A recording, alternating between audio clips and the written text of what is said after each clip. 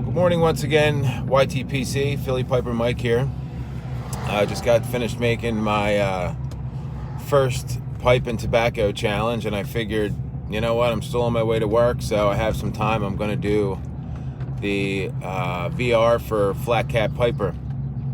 So, as far as how I got my name, or came up with my name, Philly Piper, at first, about 4 or 5 years ago, when I first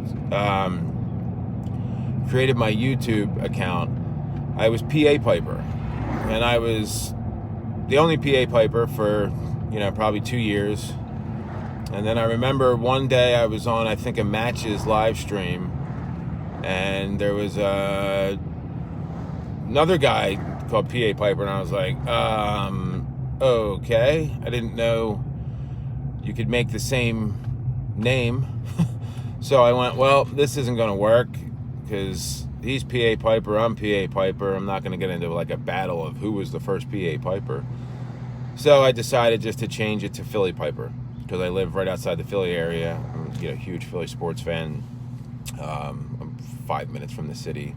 Lived in the city a little bit when I was younger. So that's how I got my name, Philly Piper. I was born in Havertown, Pennsylvania, which is, like I said, a suburb of Philly. I live in Springfield, Pennsylvania right now, which is the next town over.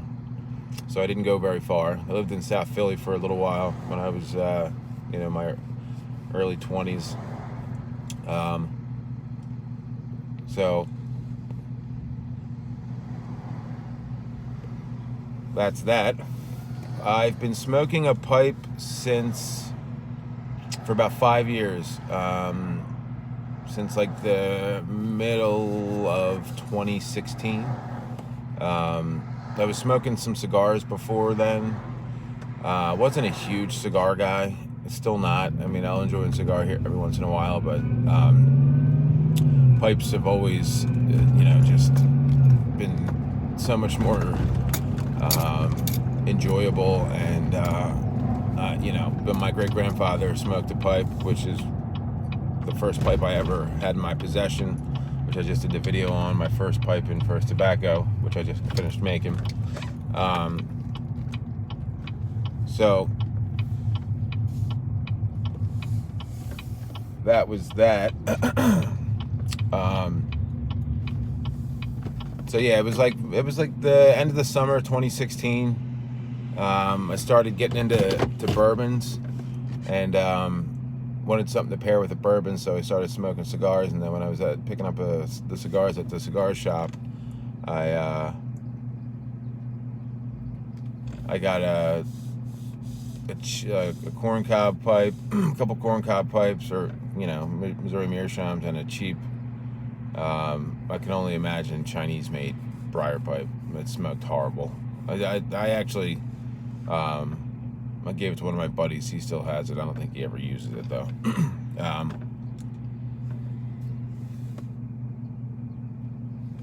What are my goals as far as pipe smoking? I don't really have any goals, really. I've amassed a ton of tobacco. I have a nice collection of pipes. I've gone through all the crazy, once you get into pipe smoking, you go down that rabbit hole. I go down anything I get into. I go full speed. I go 1,000%. I have an addictive personality. So I have hundreds of tobacco blends. I had pipes from every make and model and shape and size and every carver. For a while I was getting into the real expensive high-end carvers, L-Tangs and Doctor, I mean, you name it, Scott Thompson, Adam Davidson, Yeti, all of them. And then I ended up selling them and trading them in, and I've gotten to the point where I'm a big fan of Italian classical, neoclassical shapes. Castellos, Radices, Savinellis, they're my go-to. As in this video, just like I was the last, I'm smoking my Castello KK Natural Virgin Military Mount Sea Rock Billiard. Smoking some London Flake from LJ Peretti, my favorite LJ Peretti. And as far as what I watch on YouTube when I'm not watching pipe videos, I watch a lot of comedians, Bill Burr, Andrew Schultz. I'm a big fan of the Flagrant 2 podcast, which is Andrew Schultz and Akash Singh. Joe Rogan, big Joe Rogan guy. More so when he was, when he wasn't with Spotify, because now you just get clips here and there. But I love, I love that. Tiger Belly with, Tiger Belly. Who else? I'm trying to think. Like, a lot of comedy guys. My favorite channel that I watch, they post every Saturday. If you haven't watched it, it's a really interesting. It's called Ghost Town Living. This guy Brett, he bought Cerro Gordo, which is right next to Death Valley in California. At one time, it was the largest silver producing mine in California. It's the reason why Los Angeles is actually Los Angeles. They needed a port city to transport all the silver that was coming out of Cerro Gordo. I think back then there was 500 million or some crazy amount of silver. It was from like the early 1800s until the mid 1800s, I guess, until the early 1900s. So he bought that, and it was basically unattended. He's been living there since he just had his 1 year anniversary. He was there, and every week he puts out a video. Really cool. Like, he explores mines. He's rebuilding the town little by little. So yeah, that's a really, really awesome. I can't stress that enough. It's a great YouTube channel. Ghost Town Living, Cerro Gordo. I watch in the mornings when I wake up. I watch Walking Commuter, which is just a guy that lives in New York City in Manhattan, and just walks, and has a bunch of people that watch his live stream. He live streams a few times a day, which is awesome. I love New York City, and the guy Gabe's a really, really cool guy. So that's mostly what I watch. I also watch Mr. Ballin, which is he does a lot of like missing persons videos, creepy videos, stuff like that, which is another great channel. He posts a lot, like 3-4 times a week. If you like creepy and mysterious in like story form, he's a real good storyteller. That's one of my favorite channels. So anything like true crime or serial killers, all that stuff always intrigued me. Like when I was a kid, I used to watch Unsolved Mysteries. I used to love that show, which that was awesome. They kind of re-released that on Netflix. So yeah, I mean, I could go on and ramble, but I won't, because I got to get into work.